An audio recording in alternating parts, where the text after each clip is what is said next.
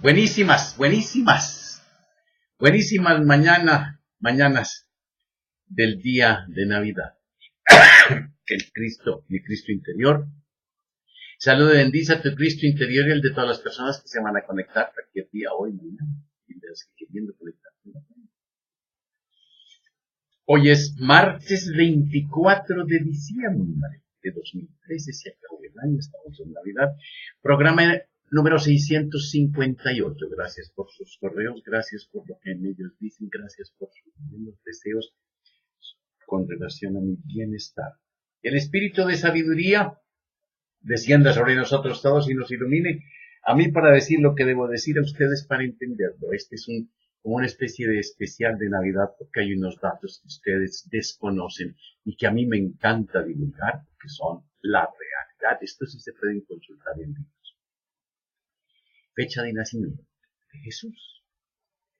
También hay discrepancias entre Mateo y Lucas. Según el primero, Jesús nació en tiempo del rey Herodes y este murió en el año 4 antes de nuestra era, como nos enseña la historia. Por lo que el Jesús de Mateo, tuvo que haber nacido antes de ese tiempo, es decir, en el año 6 o en el año 7 antes. La otra información que tenemos, la de Lucas, es que es más comprometedora. Dice que Jesús nació en tiempos de César Augusto. César Augusto nació en el 63 antes de nuestra era y fue emperador entre el 27 y el 14, siendo Cirino Pluvio Sulpicio Quirino gobernador de la Siria, de todo lo que era Siria. Pero resulta que ni Cirino fue gobernador de Siria, tampoco lo dice Lucas, y según nos informa Tertuliano y Josefo, Flavio Josefo, sino un representante del emperador para todo Oriente en el año 6 antes de nuestra era. Y ni César Augusto mandó a hacer ningún censo mundial.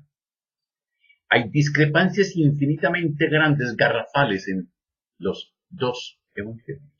Por lo que sabemos por medio de Josefo, el censo del que habla Lucas no pudo tener lugar antes del año 6. De todas maneras, no hubo censo, sea la fecha que quieran que sea.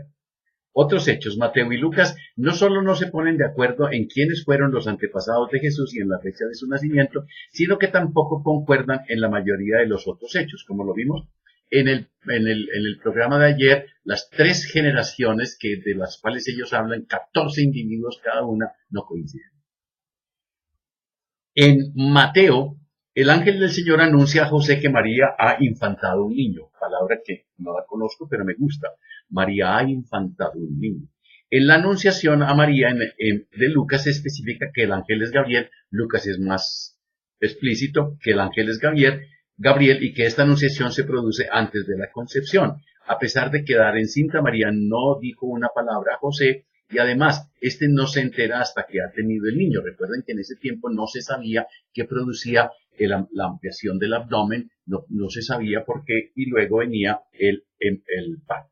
Según Mateo, pues, Lucas dice otra cosa. Curiosamente, el ángel saluda a María. Escuchen esto, que muy poca gente lo nota. Escuchen esto. Salve llena de gracia. O lo que es lo mismo, Dios te salve. Pero ¿no es muy raro que un judío hable así? Es decir, el saludo está hecho a la manera romana. Lucas, romano. Acto inaudito si no viniese de las palabras que un judío nunca diría. Curiosamente, María se perturba, escuchen esta otra cosa, se perturba por el saludo, no por la llegada de un ángel a través de la ventana, aleteando. No, ve. Mateo dice que José y María estaban desposados cuando nació el niño, pero que no vivían juntos. Esto es verdad, se demoraban por lo menos 3 meses antes de declarar la boda. A pesar de que en la versión de Lucas se dice lo contrario, el niño nació estando todos juntos en el pesebre, después de hacer el viaje de Nazaret a Belén. Mateo dice que María ya había concebido cuando el ángel se presentó a José. El ángel lo confirma diciendo, porque lo engendrado en ella es, y le cree. Primero dice que José andaba cavilando sobre repudiar a María, es decir, estaba despierto. 4. Mateo, con el fin de hacer ver que Jesús es el Mesías esperado, intenta hacer coincidir profecías. se va hasta 730 años antes a buscar escritos y hace que eso que se dijo en ese tiempo con relación a otro hecho, lo aplica a Jesús. La concepción virginal de María y que después de la misma continuase siendo virgen, naturalmente solo puede ser aceptada bajo el punto de vista de la fe. Voy a releer eso.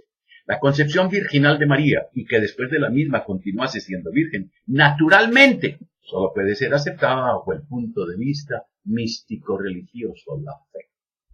Pero es algo imposible en la naturaleza. Hay que señalar que esta idea no es original como tantas otras. Los descubrimientos arqueológicos han demostrado que en la antigüedad de este hecho era corriente aplicarlo cuando se trataba del nacimiento de algún rey o personaje importante o cuando se quería que así fuese. Es decir, son muchos. Zoroastro, Krishna y Indra, Gautama Buda nació de la Virgen Maya, Mitra, Quirinos, Atis, Adonis, Dionisios. Son muchos.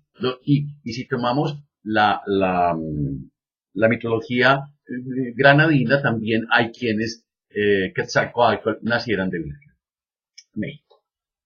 Al destacar que no todas las versiones cristianas del Antiguo Testamento dicen doncella, sino virgen, la profecía está aplicada a la madre de Jesús por Mateo y Lucas. Isaías está hablando en tiempo futuro, 740 años antes de este nacimiento, pero contestando a una petición que debería hacer el rey judío Acaz a su Dios sobre el nacimiento de su hijo y futuro rey Ezequías. Es decir, situaciones absolutamente raras, acomodadas por Mateo. Utilizan la palabra hará, dará, da a luz, un hecho cumplido, da a luz, vas a dar. Escuchad pues, casa de David, el Señor mismo os dará la señal. Mirad, la doncella está encinta y va a dar a luz un hijo a quien pondrá por nombre Emanuel. Pondrás por nombre Emanuel. ¿Qué nombre le pusieron al fin? Jesús. Es decir, Mateo, olvídense. En fin. Observemos que Isaías no dice en absoluto que después del parto habrá de seguir siendo virgen, ni en los textos que pone virgen, ni en los que pone doncella. La Vulgata especifica la Vulgata. La Vulgata fue una Biblia. La palabra hebrea Yalma significa una doncella virgen, no casada, encerrada todavía en el recinto de la casa de sus padres. Lástima que tanto Mateo como Lucas ahora se ponen de acuerdo. Dicen que María ya estaba casada con José cuando da a luz, por lo que la doncella o virgen de la que hablaba Isaías no puede ser María. La sentencia del ángel a José. La pondrás el nombre Jesús porque él salvará a su pueblo de sus pecados. ¿A un carpintero salvará a sus pueblos de sus pecados? Lo que pesadilla, sueño. No concuerda con la visión del Mesías anunciado. Este no tenía que venir a perdonar pecados, sino a implantar el reino de Yahvé. Una cosa es la interpretación cristiana y otra cosa es el propósito del Mesías. Era un liberador. Debería venir con espada en la mano y a horcajadas en un caballo. A horcajadas, no de lado. Como entró a Jerusalén Jesús, en un borrico. Lucas, que como ya se ha dicho, cuenta otra historia, dice que José se va a Belén a empadronarse, pues viven en Nazaret, porque José era de la casa y familia de David. Nunca se probó. Más aún, las tres genealogías de 14 miembros cada uno no terminan en José, ni principian en David.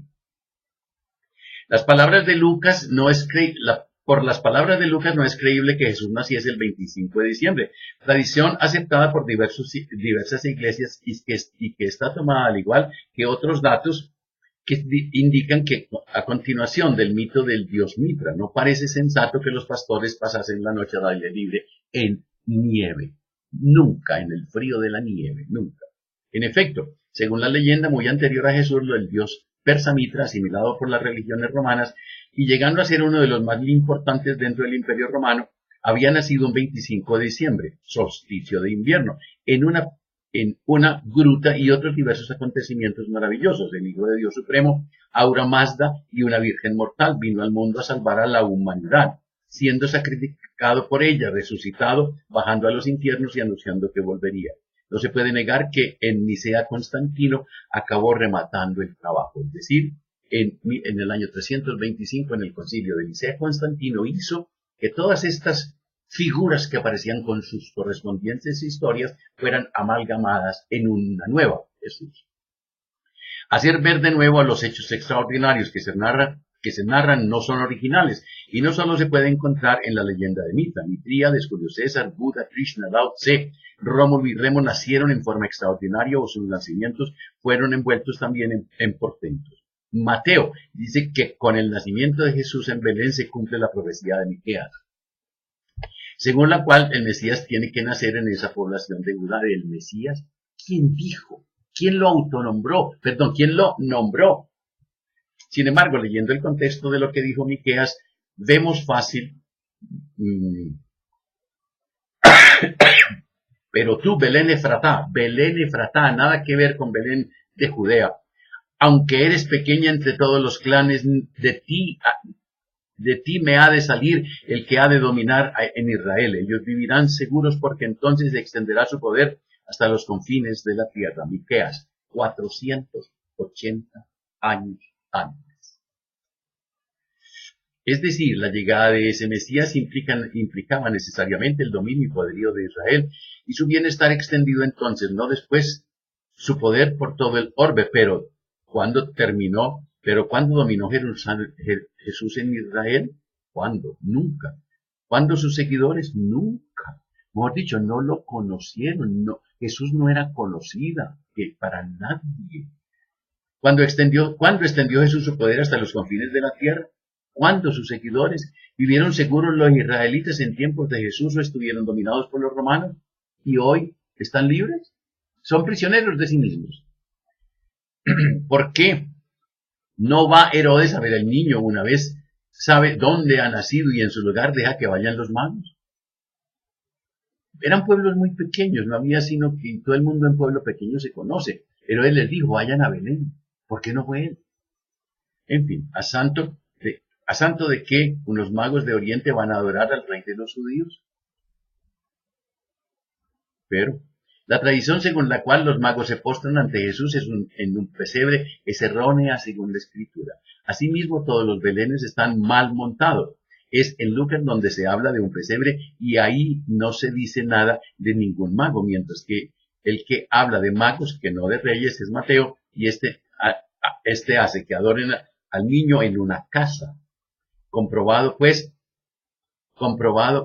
que la llamada tradición comete errores y se ha cometido 1%. Esa misma tradición habla de 3 reyes, pero Mateo no informa de su número, ni del color de la piel de cada uno de ellos, ni de sus nombres.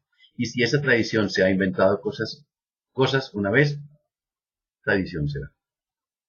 Mateo les hace marchar a Egipto para que se cumpliese otra profecía, la de Oseas. Es decir, son profecías actuales. Y solo después del regreso se van a Nazaret, que no a Belén. Lucas dice que inmediatamente después de la circuncisión marchó a Nazaret. Todo esto es un cuento, el más sacado de los cabellos, y que como por tradición nosotros sabemos que hubo 4 evangelistas, son 4 relatos independientes, y hechos a pluma con 4 diferentes estilos y 4 diferentes intenciones o malicias. La solución que dan algunos en el sentido de que ya no hacía falta nombrarlos, pues ya los había transcrito el otro evangelista, no parece serio. Se podría preguntar el por qué entonces dan a conocer Lucas y Mateo otros hechos que ya se habían dado a conocer el otro, y resuelve el problema del silencio de unos historiadores que lo anotaban todo y no dicen ni una palabra, como Flavio Josefo en su extensísimo libro Antigüedades Judías. Cuando Israel era niño, lo amé, y de Egipto llamé a mi hijo. Cuando más lo llamaba yo, más se apartaba de mí. Sacrificaban a los Baales y quemaban incienso a los ídolos. Baal era un dios pagano, temido y odiado. Oseas hablaba de Israel como el hijo de Yahvé y de su salida de Egipto. Todos, vuelve y juega, son como profecías que yo me sé o que las leí y las voy a cumplir. Es penosa la manera en que se narra la vuelta de Egipto, que en realidad no es más que un intento de justificación para poder decir que el Jesús de Mateo vivió en Nazaret. Un ángel del Señor le dice a José que se vaya, que ya pueden volver, pues han muerto los que atentaban contra la vida del niño. Vaya hostias, ¿en sueños? Hombre. Este será grande y será llamado Hijo del Altísimo, y el Señor Dios le dará el trono de David, su padre reinará por los siglos en la casa de Jacob, y su reinado no tendrá fin. Y su reinado no tendrá fin. Han pasado 2000 años. ¿Y qué es del pueblo judío? ¿Qué es? ¿De verdad cree alguien que todo eso se cumplió en la persona de Jesús? Por favor, la historia nos enseña que no. Es por lo menos curioso cómo los pastores que van a ver a Jesús y todos los que lo oyeron, según Lucas, después de quedarse admirados y dar gloria y alabanzas a Dios tras lo que habían visto y oído, no se acuerden más de todos esos grandes acontecimientos. Así como también es curioso que no vieran la estrella de la que habla Mateo ni se topasen con los magos. Un cuentazo. ¡Ay, María! El nacimiento de Jesús es un misterio, puesto que misterio es la Trinidad, según dicen los mismos que lo copiaron de religiones anteriores. Yahvé se engendró a sí mismo, el Espíritu Santo, que también es Yahvé, y el Hijo bajó, es decir, no está en todas partes al mismo tiempo a cubrir con su sombra, cosa inaudita si es un espíritu, a una virgen, un espíritu produciendo sombra. A una virgen de Palestina para que quedase encinta por sí mismo. Cubrir quiere decir copular. No se entiende tampoco el por qué, si los tres son uno, cada uno de ellos tiene que hacer cometidos diferentes. Nunca se comprenderá. A mí eso me tiene sin cuidado. ¿Por qué? Difícilmente se pueden encontrar tantas incongruencias, tantas incongruencias y puntos oscuros en tan pocos capítulos, 2 de Mateo y partes del segundo de Lucas. Pero lo más grave es que se está hablando del nacimiento del mismísimo Jesús y de que los dos únicos evangelistas que narran esos hechos no se ponen de acuerdo prácticamente en nada.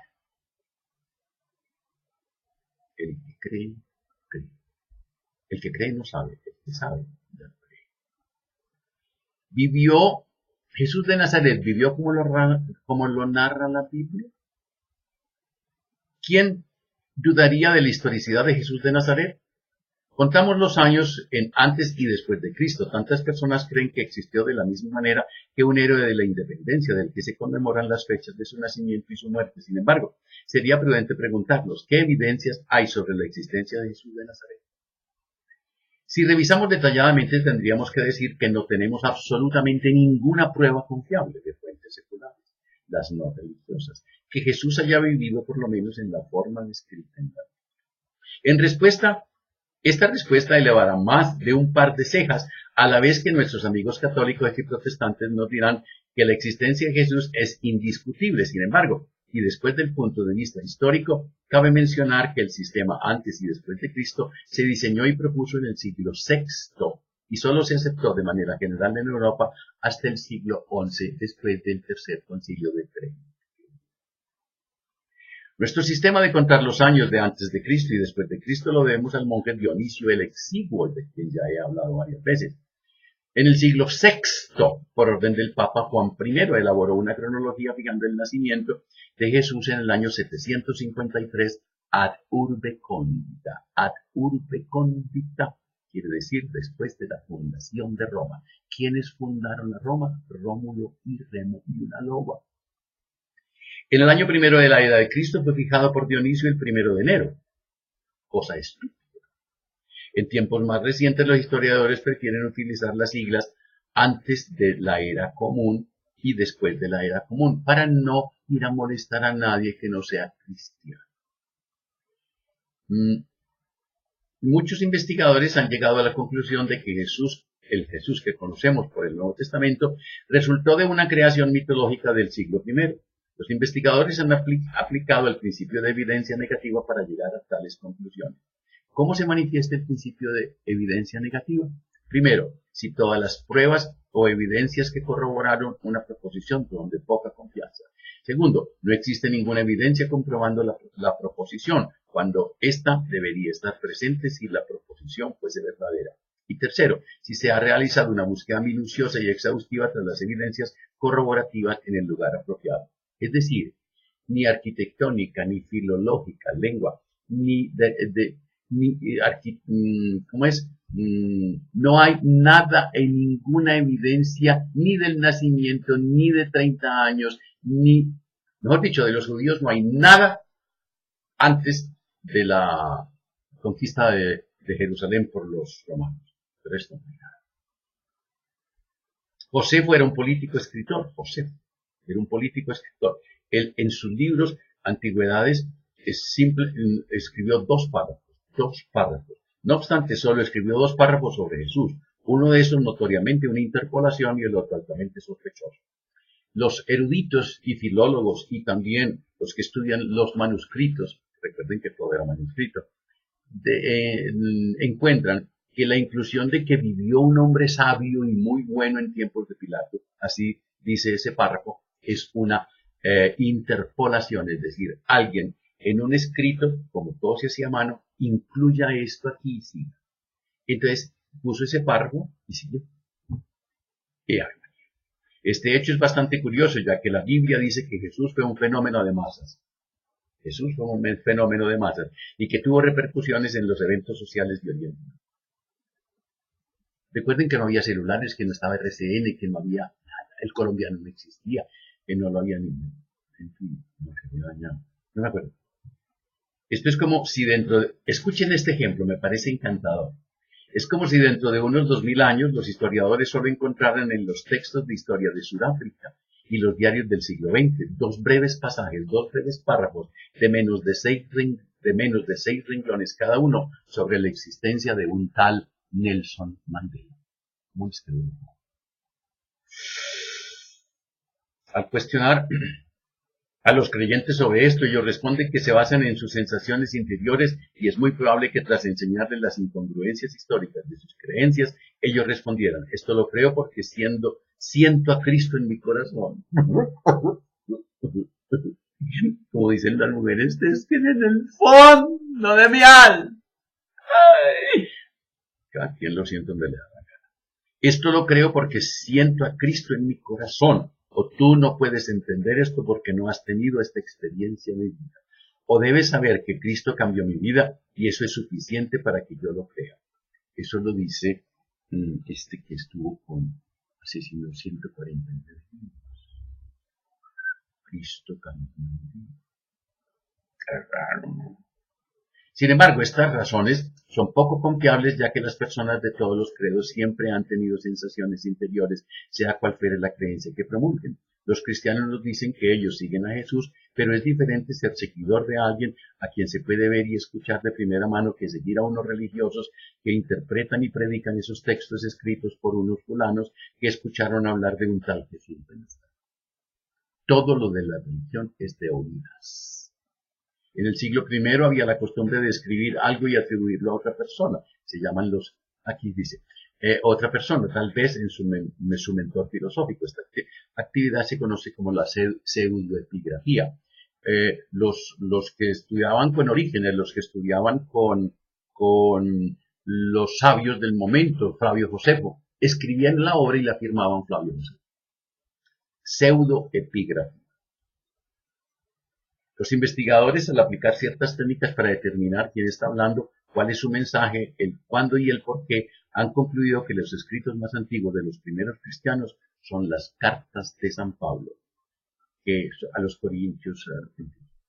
Estas probablemente datan del comienzo de la quinta década del primer siglo, es decir, después del año 60. Además de esto, no todas las epístolas que se encuentran en la Biblia como obras de Pablo son realmente suyas, solamente son 3 las que están en la Biblia, las demás son, como se mencionó antes, algunas fueron escritas por otras personas y la atribuyeron a Pablo. Las cartas paulinas fueron escritas antes que los evangelios y ninguno de estos es anterior a por lo menos la 7ª década, es decir, del año 70 en adelante. Los textos aceptados genuinamente como son de Pablo son Gálatas, Tesalonicenses, la de los Corintios, Romanos, Filemón y Filipenses. La elaboración de los evangelios abarca el periodo del año 70 después de Cristo hasta el año 120 aproximadamente. El año 120 terminó Juan el Anciano de escribir el libro de las revelaciones. Juan el Anciano. ¡Jamás! Juan Apóstol.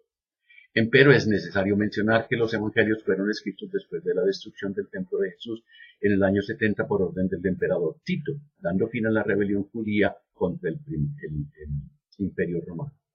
Ninguno lo menciona. El primer evangelio escrito de los 4 presentes en la Biblia fue el de Marcos. Su autor creía en supersticiones, demonios, posesiones por los mismos y milagros. Y todo esto afectó la escritura de su evangelio. Era muy supersticioso. El autor de Marcos no declara haber conocido a Jesús. Él posiblemente escribió su evangelio en Siria, poco después de la destrucción del templo de Jerusalén en el año 70, para los romanos cristianos que pasaban por la persecución de Nerón. Es así como Marcos escribe este evangelio muy seguramente para fortalecer. El evangelio de Marcos no menciona a José en la historia del nacimiento de Jesús. Además, el autor se refiere a Jesús como el hijo de María, una descripción reservada a los hijos ilegítimos, a los hijos naturales o bastardos. En Marcos no hay detalles sobre el nacimiento de Jesús, no menciona nada sobre un nacimiento virginal, la visita de los Reyes Magos o los ángeles comentando el nacimiento con los pastores. La razón de esto es que estos mitos aún no habían sido incluidos en la doctrina cristiana.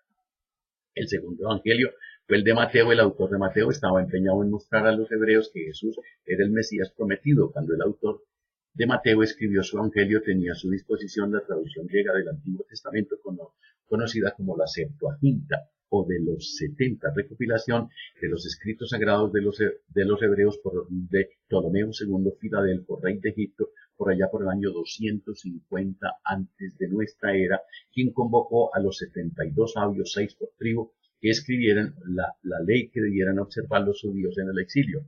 Posteriormente, y para facilitar, el nombre se ajustó a los 70, la Septuaginta. En la Septuaginta se tradujo mal a la lengua griega un texto de Isaías que dice que en respuesta a una señal una joven mujer, Alma, es la palabra hebrea, Alma, termina en H, concebiría un niño que habría de llamar Emanuel. La palabra utilizada en hebreo no significa virgen, pues en tal caso el vocablo correcto debió haber sido Betulá. Betulá.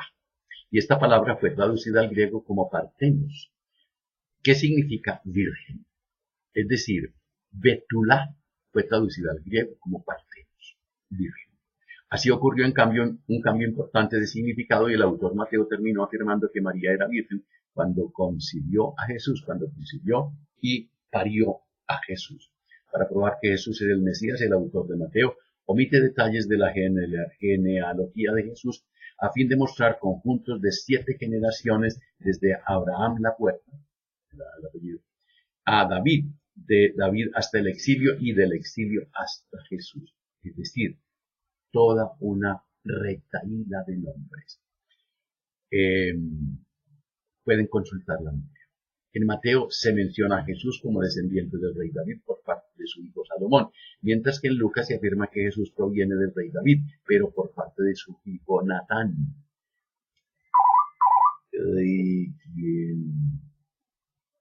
El Evangelio de Mateo fue un esfuerzo para convertir judíos, mientras que el Evangelio de Lucas lo fue para convertir gentiles.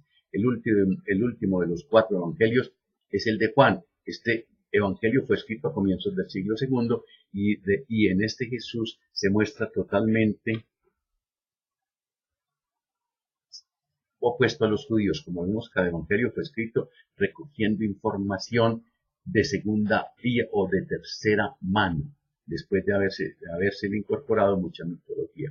El historiador Josefo era tan meticuloso que escribía una historia de 3 páginas para cubrir el juicio y ejecución de un ladrón común. Flavio Josefo escribió exhaustivamente sobre Juan el Bautista, más sobre Jesús. Solo aparecen 2 pequeñas referencias altamente cuestionadas por los investigadores.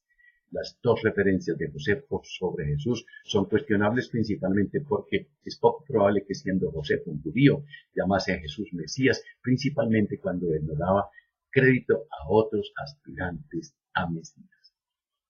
Hay tantísimas incongruencias que solamente cuando ya uno ha estudiado, y yo llevo, yo diría, 25 para 30 años, aquí hay 1000 libros sobre eso. ¿Por qué? Hay que leer, hay que leer, hay que leer. Cuando te abrazas, cuando te quieres, cuando te amas, la vida te abraza, la vida te quiere, la vida te ama. Mañana miércoles y en días sucesivos no sé qué será. Mi intención es hacer uno que otro programa sin regla y acompañarlos. Pero también puede que no esté.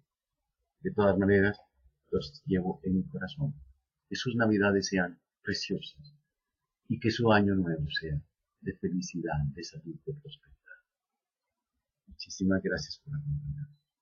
Los llevo en mi corazón. Los tengo.